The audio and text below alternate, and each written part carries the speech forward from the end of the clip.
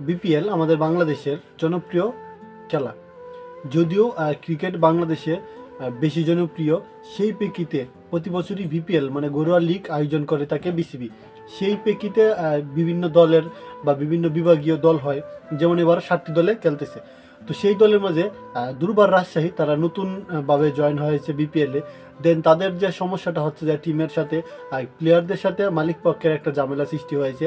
বিষয়টা হচ্ছে এই যে খেলোয়াড়দের কোনো টাকা দেওয়া হচ্ছে না, তাদেরকে পেমেন্ট পে করা হচ্ছে না, যার ফলে খেলোয়াড়রা অনুশীলন বন্ধ করেছে। হ্যাঁ, তারা প্র্যাকটিসে যায়নি, প্র্যাকটিসে না গিয়ে তারা অনুশীলন করেছে যে টাকা না দেওয়া পর্যন্ত তারা এমনকি খেলবেও না। দেন সেই খবর সারা দেশব্যাপী ছড়িয়ে গেছে মিডিয়ার মাধ্যমে।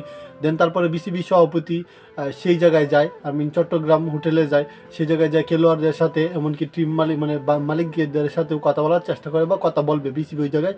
বিসিবি সভাপতি ওই জায়গায় চলে গেছে। দেন বিষয়টা হচ্ছে এই যে আমাদের দেশের একে তো আমাদের দেশের সমস্যা যে ভালো প্লেয়ার উঠতেছে না বা ভালো প্লেয়ার আসতেছে না জাতীয় দলে। সেই প্রেক্ষিতে আমাদের ইমপ্রুভ করা দরকার খেলাগুলাকে বা বিপিএলগুলোকে আরও জমকালোভাবে করা দরকার বা সুন্দরভাবে আয়োজন করা দরকার। সেটা না করে কি টিম মানে কি করতেছে, উল্টো আরও খেলোয়াড়দের টাকা দিতেছে না বা টাকা না দিয়ে খেলোয়াড়দেরকে খেলানো হচ্ছে। ওইটা হচ্ছে যে খেলোয়াড়রা স্ট্রাইক করেছে যে টাকা না দিলে তারা খেলবে না। দুর্বার রাজশাহী তারা নতুনভাবে এসেছে বিপিএলে, বাট নতুনভাবে এসে প্লেয়ারদের মন ভাঙচুর শুরু করে দিয়েছে। তো আমরা প্রতি বছরই আশা করি যে বিপিএল থেকে ভালো কোনো প্লেয়ার জাতীয় চান্স পাবে বা ভালো প্লেয়ার আসবে, এটা আমাদের প্রত্যাশা। দেন আর ওই বিপিএলে যদি ভালোভাবে না হয়, বিপিএলে যদি ঝামেলা সৃষ্টি হয়, তাহলে প্লেয়ারদের মন ভেঙে যাবে বা তারা ভালো খেললেও ভালো খেলতে পারবে না। এটাই বাস্তবতা। তো এই যে এই বিষয়গুলো শোনার পর আসলে অনেক খারাপ লাগে যে প্রতি বছর একটা বিপিএল, সেই বিপিএলের জন্য প্লেয়াররা তাকিয়ে থাকে বা তাদের ড্রপটা তাদের বিক্রি হবে বা তারা কোনো দল নিবে, সেই দলের পক্ষে খেলবে, তাদের প্রত্যাশাটা থাকে অনেক বড়। বাট সেই প্রত্যাশা থেকে যদি প্লেয়াররা টাকা না পায়, আমি আগে আর একটা ভিডিও করেছিলাম যে আগের গত বিপিএলের কিছু টাকা রয়েছে কিছু প্লেয়ারদের বা কিছু ফ্রাঞ্চাইজি তারা টাকা দেয় নাই। বাট এখন বিপিএলের মাঝপথেই এই সমস্যা সৃষ্টি হয়েছে। দুর্বার রাজশাহী তারা প্লেয়ারদেরকে মানে টাকাটা পেমেন্ট করতেছে না।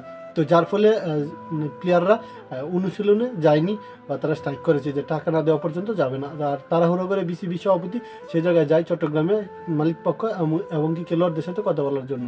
এখন যে বিষয়টা এই যে ঝামেলাগুলো, এগুলো হচ্ছে যে যারা টিম মালিক যারা টিম কিনে, তারা নিজেদের মানে সর্বোচ্চটা দিয়ে মানে ক্রিয়েটিভিটি তৈরি করে বা প্লেয়ারদেরকে ভালোভাবে মানে রিপ্রেজেন্ট করাটা একান্তই তাদের ব্যক্তিগত বিষয়। কারণ তারা যদি প্লেয়ারদেরকে পেমেন্টটা না করে, তাহলে তারা কীভাবে ভালো খেলা খেলবে? তো তাদের পারিশ্রমিকটা যদি তারা না পায়, তো তাদের খেলাটা হচ্ছে পারিশ্রমিকের উপরে। ভালো খেলুক বা খারাপ খেলুক, কিন্তু তারা দিন শেষে কষ্ট করে খেলার জন্য, তারা কষ্ট করে কঠোর পরিশ্রম করে বিভিন্ন জায়গায় যেতে হয়। যেমন বিপিএল সিলেটে হলে সিলেটে যেতে হয়, চট্টগ্রামে যেতে হয় বা ঢাকায় থাকতে হয়, বিভিন্ন হোটেলে যাতায়াত গাড়ি এগুলা মিলিয়ে অনেক ঝামেলার মাধ্যমে তাদেরকে থাকতে হয়। তো সেই ঝামেলা পার করে যারা এই যে অতিক্রম করে প্রতি বছর একটা বিপিএলের জন্য চেয়ে থাকে, সেই বিপিএলই যদি মানে সমস্যা সৃষ্টি হয়, প্লেয়ারদেরকে আর্থিক টাকা বা আর্থিক যে সহযোগিতা দেওয়া হয়, সেই টাকাগুলা যে তাদের যে মানে বিক্রি হয়, তারা প্রতি বছর যে টাকা বিক্রি হয়, সেই টাকা যদি না পায়, তাহলে তাদের সমস্যা সৃষ্টি হয় না। তো এই যে আমরা বলি যে আমাদের দেশে ভালো প্লেয়ার হবে, বাট ভালো প্লেয়ার কীভাবে হবে? তো দুর্নীতি তো শুরু হয় যে শুরু থেকেই, তাই দুর্নীতির মাধ্যমেই প্লেয়ারগুলো নষ্ট হয়ে যায়। তো ভিডিওটা কার কার ভালো লেগেছে অবশ্যই কমেন্টে বলে যাবেন। আর ইউটিউবে দেখে থাকলে সাবস্ক্রাইব করবেন, আর ফেসবুকে দেখে থাকলে ফলো করবেন। দেখার জন্য নতুন একটা ভিডিওতে।